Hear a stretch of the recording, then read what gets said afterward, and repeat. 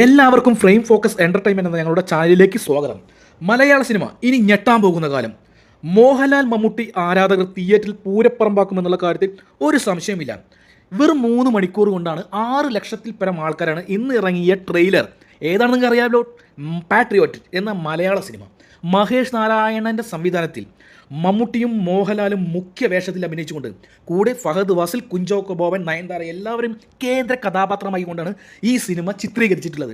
വളരെ രഹസ്യ സ്വഭാവത്തിൽ ശ്രീലങ്കയിലും ഇന്ത്യയിലുമാണ് ഈ സിനിമയുടെ ചിത്രീകരണം പൂർത്തിയായത്.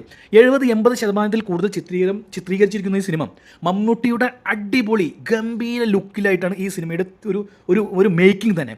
ആ ട്രെയിലറിൽ ഉടനീളം മമ്മൂട്ടിയുടെ ആക്ഷൻ സൂപ്പറായിട്ട് കാണാൻ കഴിഞ്ഞിട്ടുണ്ട്.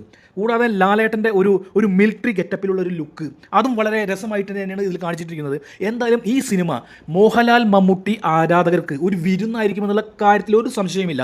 തിയേറ്റർ പൂരപ്പറമ്പാവുമെന്നുള്ള കാര്യത്തിൽ ഒരു നിസ്സംശയവുമില്ല.